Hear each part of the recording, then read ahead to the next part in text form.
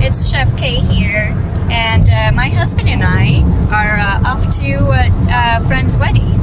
That's why I'm all dressed up in this beautiful dress that my mom got me.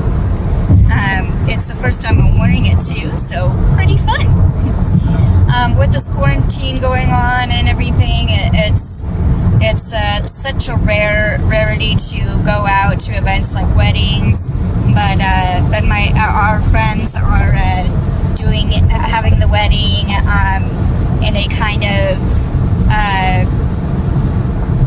they're doing it in a social distancing kind of way. They're providing face masks and hand sanitizer.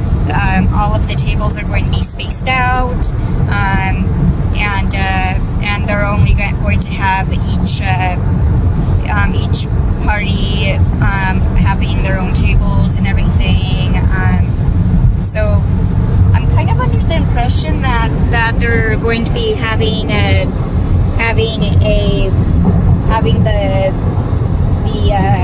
the table, like we're going to be having our own table, right? Or are we going to be sharing it with some couples? I'm not exactly sure how they're going to do it. I didn't. My buddy didn't give me that much information. I think, and this is just speculation, but I'm thinking that they are going to have multiple people at a table, but they're going to space them out and have lots of tables and probably have fewer people at each table. Okay. Anyway, it's going to be a 2-hour drive, so I thought that in the meantime, we'll use this time to have a quick chat about how we met. So stay tuned for that. Make sure to like, subscribe, hit that like button, and stay tuned for more of ChefKay's fun.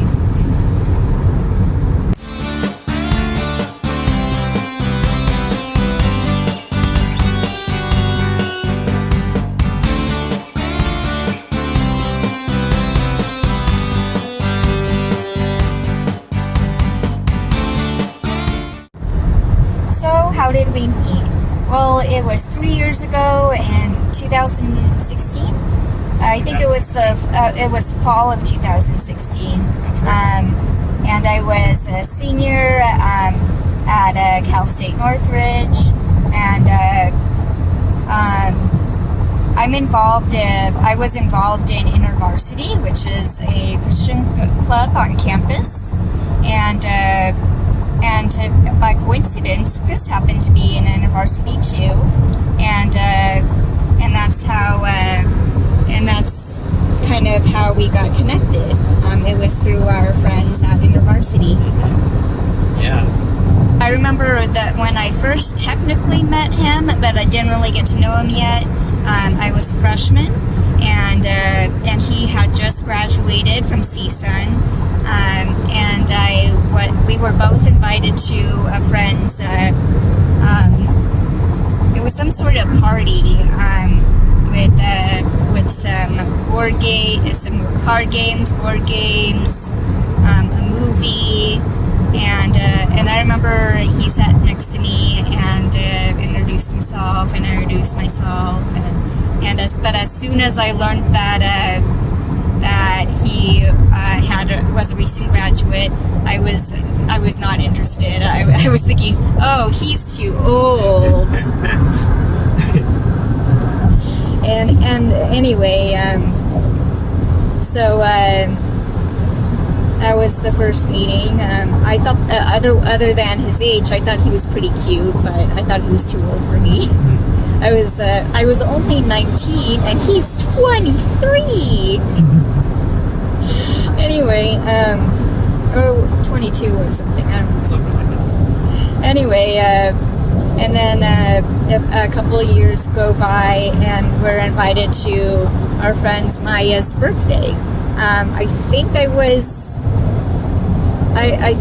in my 3rd year at CSUN. We were both invited to a party, and we all went to the zoo together and had lunch and had dinner together. But I don't think we talked at the time. No, I don't know. We didn't really talk. I was still kind of shy. I remember that I wanted to talk to you because I did remember you. I remember that that first time that we met, and then I would see more pictures of you when I would see pictures of my Ivy friends, and all of you guys hanging out. And I thought that you looked pretty, and that you looked like you were a quiet person and somebody who was really nice. So I wanted to talk to you, but I was also pretty shy, and I thought you wouldn't want to talk to me. Tell me about your first impression at Maya's party when I interacted with Maya. Something that struck me that pretty much stood you out from all of the other girls in IB, all the other girls I ever noticed before, was when we were talking. We were all at dinner together, and Maya was saying something, and you just looked at her with a big smile, and you told her, "God bless you, Maya. You are such a gift from God."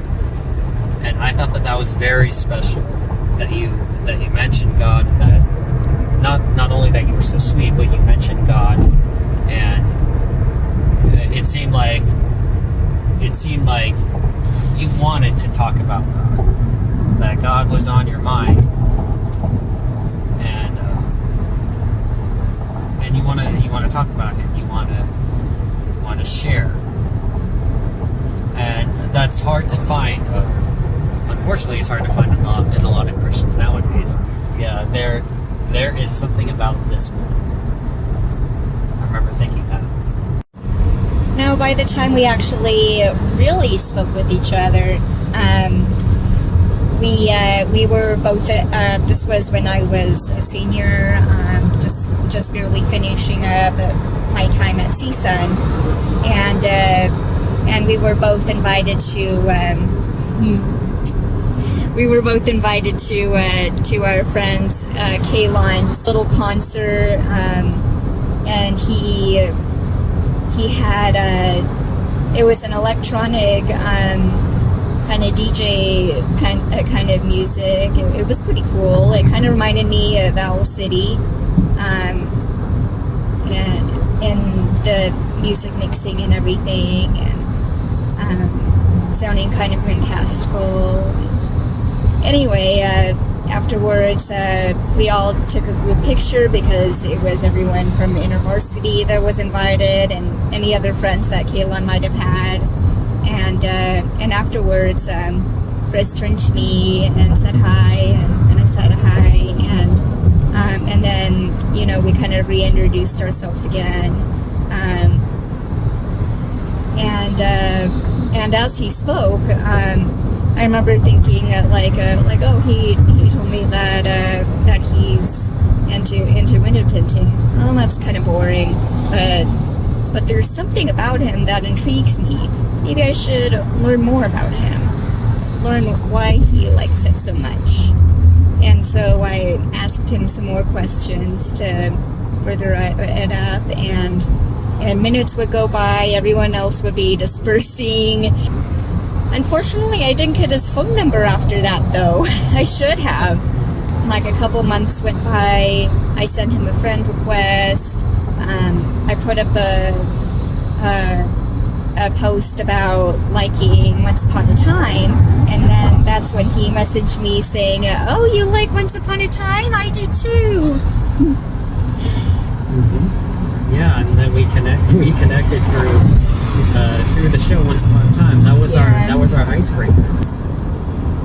And I asked him, if he wants to grab a coffee. I wanted to get to know him more and, see how he's been doing. I was just kind of approaching it like, oh, he's a fellow brother in Christ, and it'll be nice to get to know him. I don't know. I thought that he was a pretty attractive person.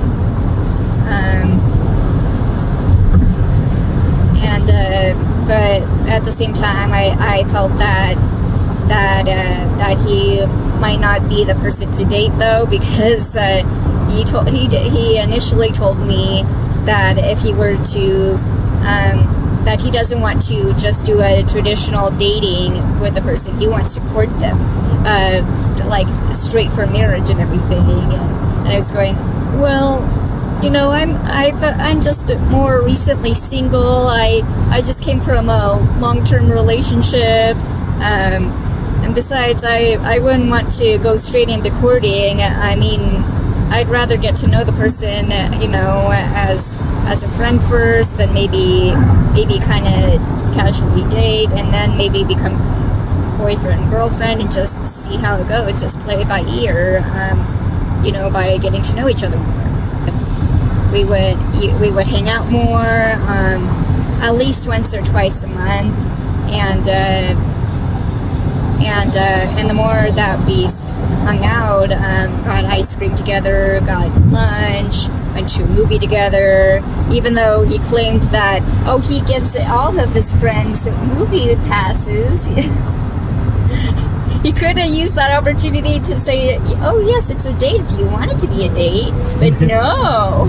I thought you would have said no. I thought maybe that would have been coming out too strong. Well, you wanted to hold my hand that night, and I wanted to hold your hand too. Yeah. But we were both so shy. Yeah.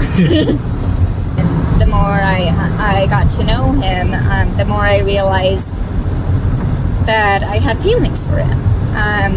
And I was just convinced for some reason that he just saw me as a little sister because of my age and because of my innocence and everything. And eventually I kind of braved up and just kind of approached him one day.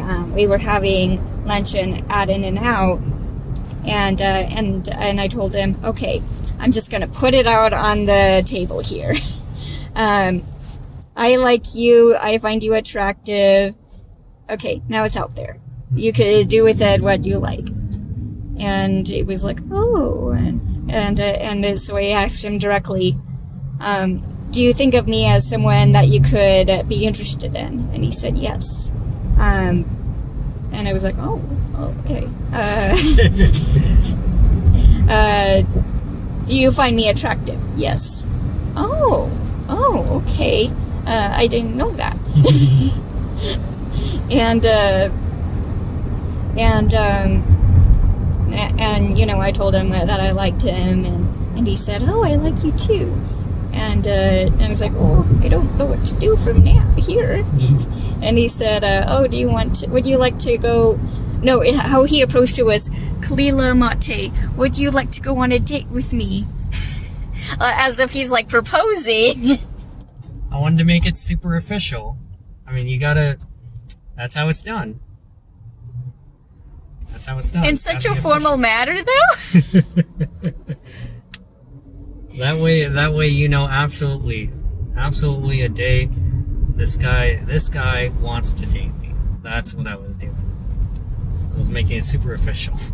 I mean, I know my method's probably a little bit weird. Probably nobody else does it. I might be the only guy that plays that way, but hey, that's how I play. Well, I was just glad that he's not a player. He doesn't do any mind games or anything like that. No. He's a straight arrow, just like me. Anyway, so we dated. At first, I didn't want to make it official. It only took like a couple months or so of dating until I was like, okay, I want to make it official now. It was like right around the time that I was graduating. I guess I just wanted to have an official boyfriend before I officially graduated from college. I don't know. Anyway, but I knew that I felt really serious about him, and I could tell that he was falling for me too. Yes. And so, you know, I graduated, and 3 months into dating, I told him, I love you.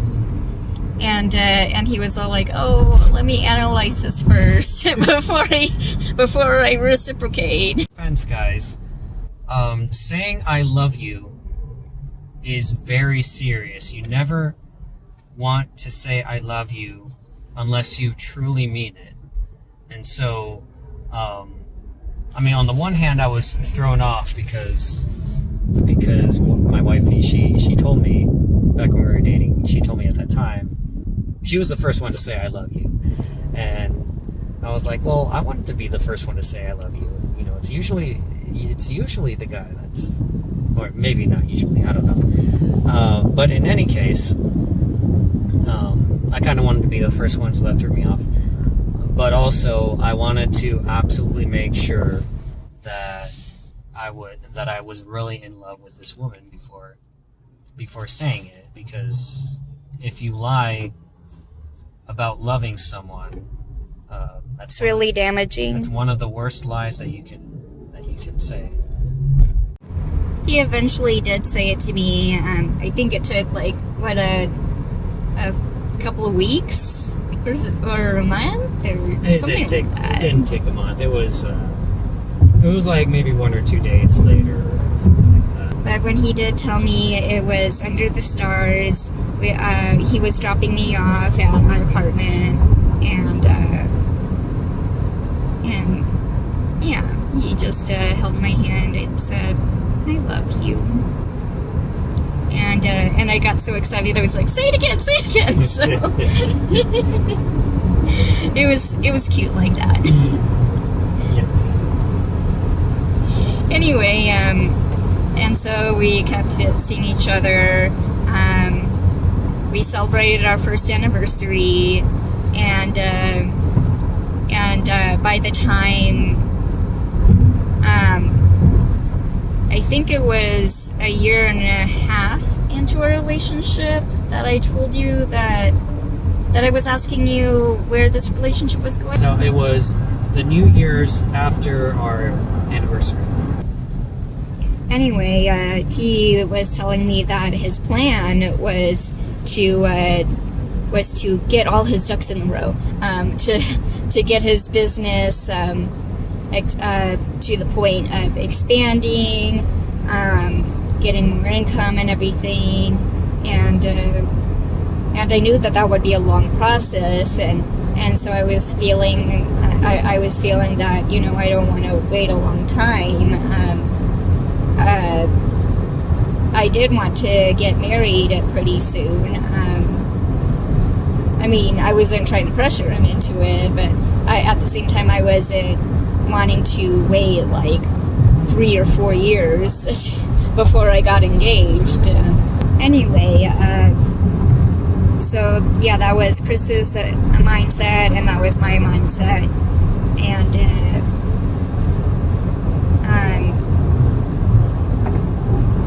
I don't know. I guess we just sort of put a pin in it or something. That conversation. I'm not sure if that conversation was really resolved until, of course, he proposed a year later.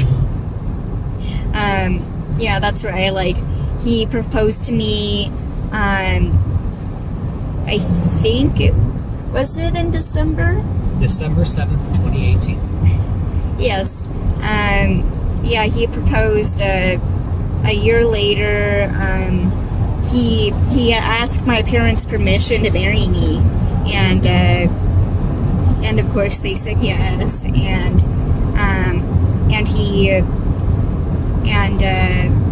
they were planning on having it be in Cambria, which is my favorite place,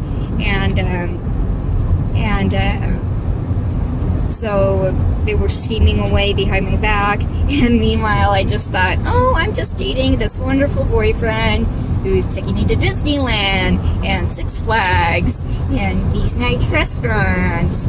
Oh, he's just being super sweet. But like in reality, he was spending that much on me because he knew that he wanted to marry me. I guess what pretty much got him convinced that I was the one for him was a conversation with his best friend, Brandon, and who asked him, who told him, you could try to be getting your ducks in a row all you want, but you know what, it eventually won't happen, at least not right away, but the most important thing is that you love Kalila, and if you see a future with her. I think that's how the conversation went, right? Yeah, Brandon is my accountability partner, so I'm comfortable telling him many things about me. So we were having this conversation, and so he told me he was challenging my mindset. He was telling me there is no perfect time or moment. There is no ideal. I mean, we live in a fallen world, of course, so if you wait till you have all of your ducks in the row, you're going to be waiting a long time, and you may not even get to that point. So one thing my biggest worry, of course, is the money. It costs money to have a wedding. It costs money to take care of a good woman. It's worth it, of course, but it does cost money. Lanes to take exit 45 for California 57 South Orange Freeway towards Santa Ana. So what he told me was that don't let the money stop you. Money isn't really stopping you. Take exit 45.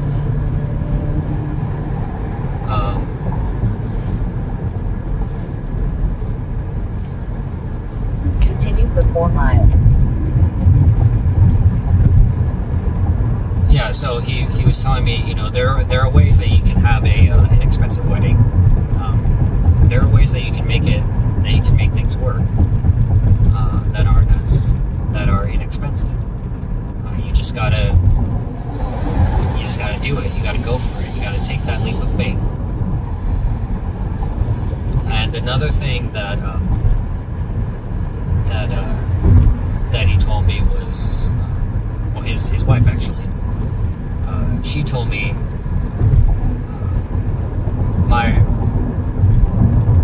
back up a little bit. My original plan was that I was going to open up a business elsewhere, that I was going to move away. And so what Brandon's wife told me, Elizabeth, she said, if you don't propose before you move away, she's going to freak out. She's not going to know if you want to keep her. So if you do want to keep her, you have to propose before you make the move. That's the only way that she'll know for sure that you want her to be your wife. So I decided to take the jump, to go for it. And it was the best decision I've ever made. Besides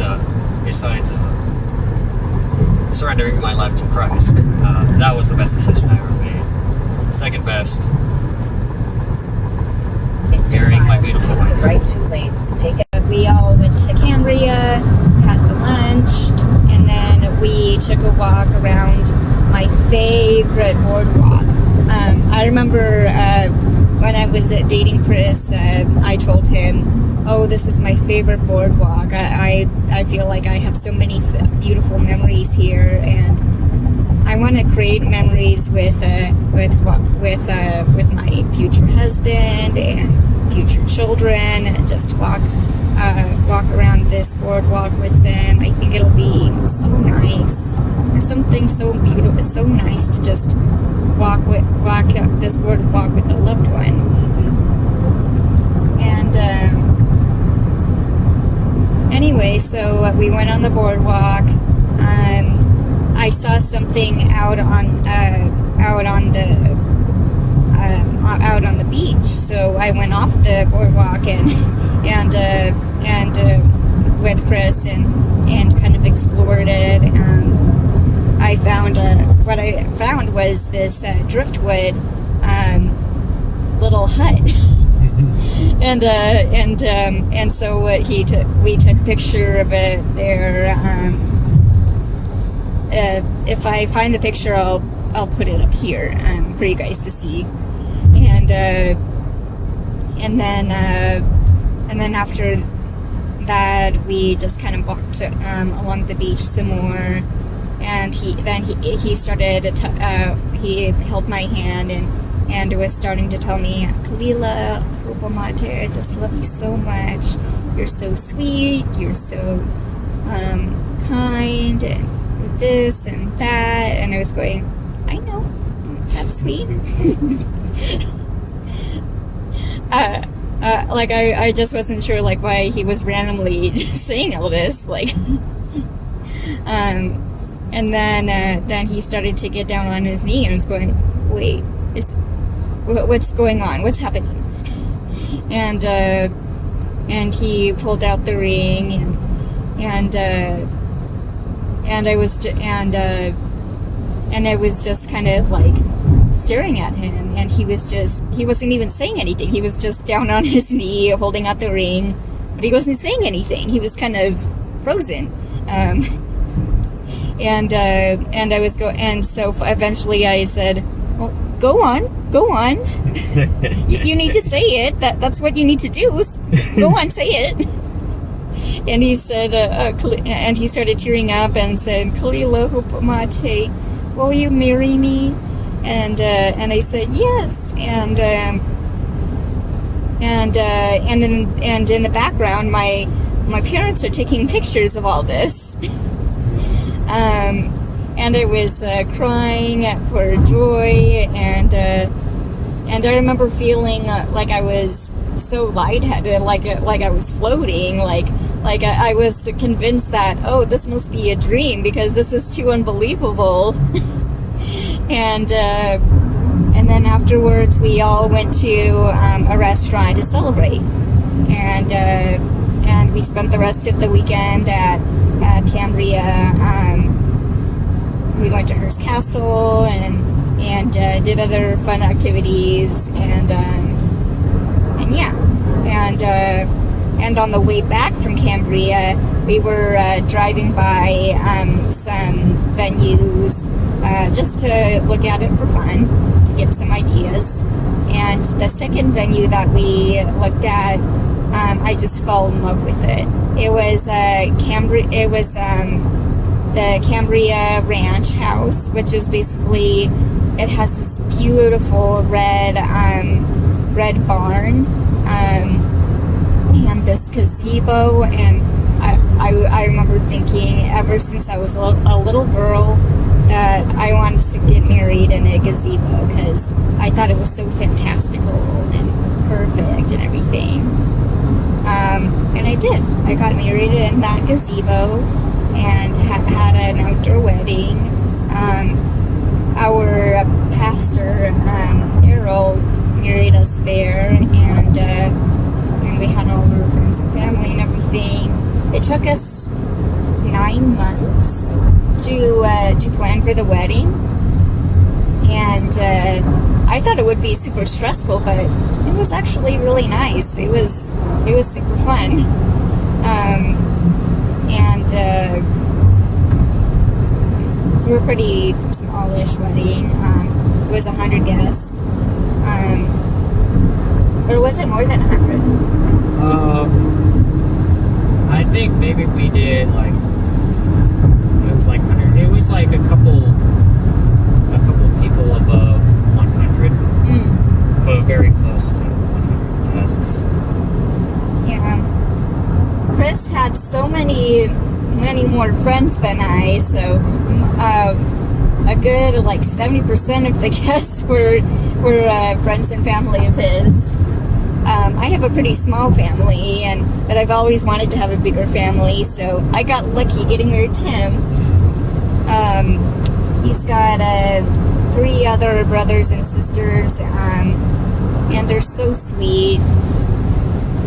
They're beautiful people with very intelligent minds, and I'm very proud to call them family. I've grown up as an only child, and I hardly even have many cousins, just 2.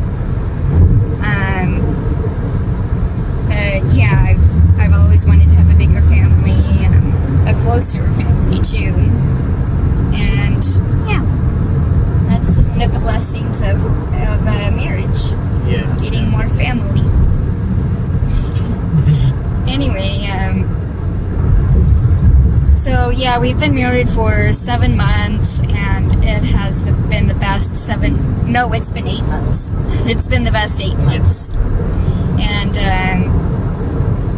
yeah, I can't wait for our first anniversary. Oh, yes. Even though it'll most likely be in quarantine, but we'll still make the most of it.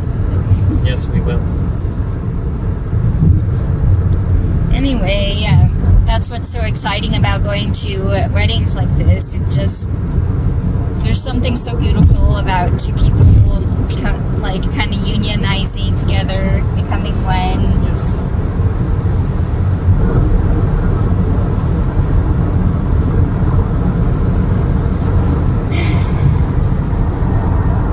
He's my best friend and my lover.